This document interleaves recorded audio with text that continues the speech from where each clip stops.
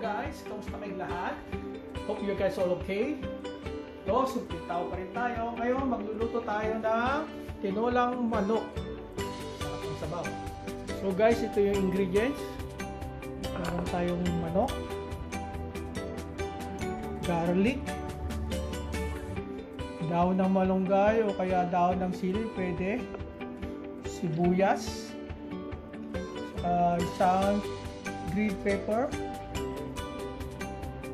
tapos luya, tapos hugas bigas pangalawang beses o kaya pangatlo, sayote, saka yung mga spices natin. Meron tayong salt, black pepper, chicken powder or chicken broth, tapos patis. So guys, after painitin natin yung pan ng mga 30 seconds, kailangan din natin lagyan ng mantika.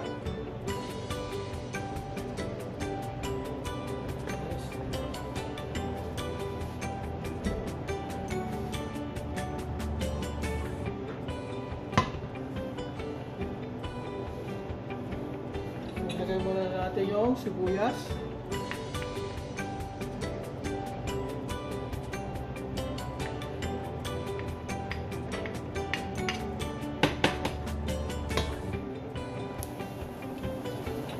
Isunod natin yung luya.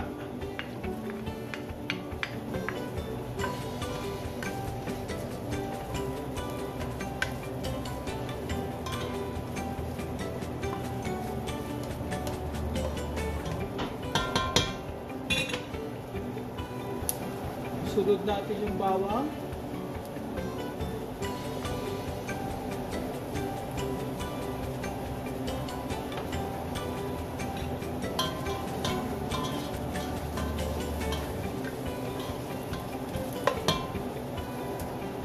Yan, niluto lang po natin na saglit yung bawang, sibuyas sa luya. Ay, sunod natin yung manok.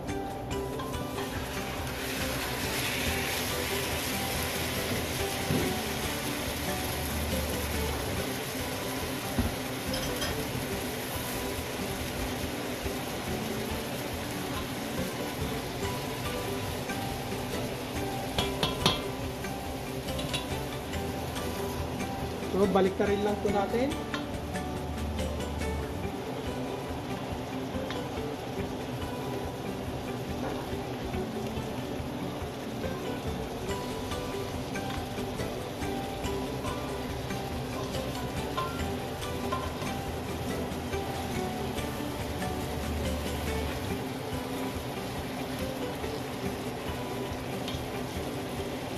So, hayaan muna natin ganyan din siya. So, pwede na ho natin yung takpan. Sasangkutsa lang po natin siya. So, after po ng 5 minutes, ito yung haluin natin. O, balik na rin natin yung ano.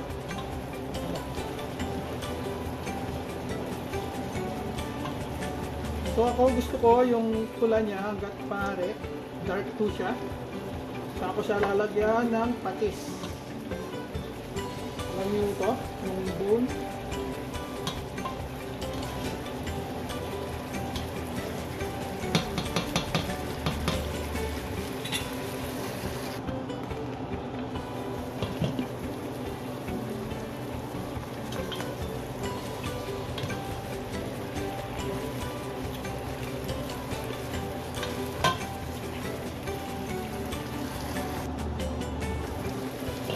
Yan, pwede na natin lagyan ng patis sa ground black pepper ho.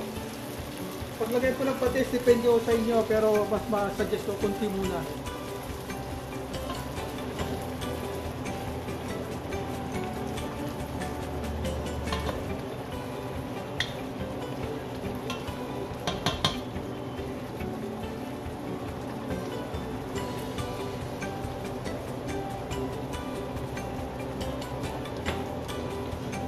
Kahit din po yung black pepper, depende po sa inyo.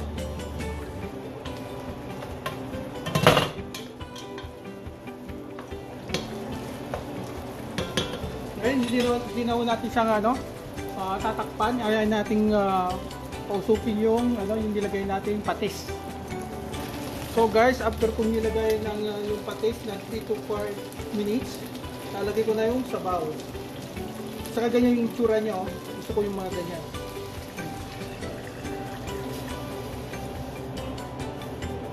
Okay po, tatakpan na natin. Hintayin natin kumulo.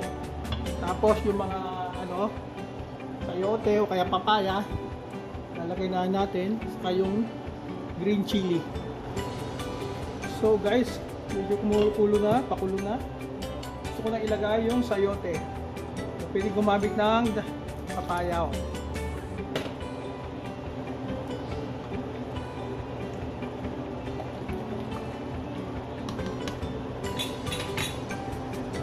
So ayan, kumukulo na siya. Pwede ko na ilagay yung chicken broth. Depende sa inyo kung gaano karami ito maglagay. Sa panlasa nyo, depende.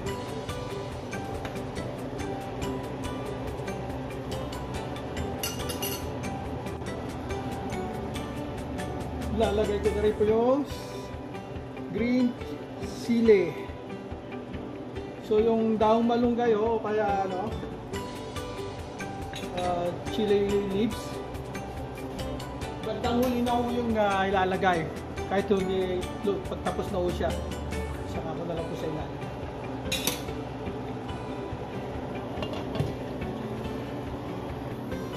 So lalagyan ko lang ng konting salt kasi kulang pa ho sa panlasa ko.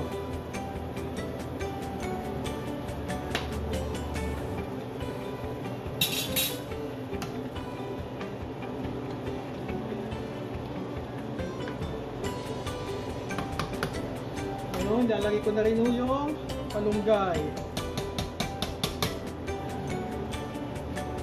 Hugasan ko siya.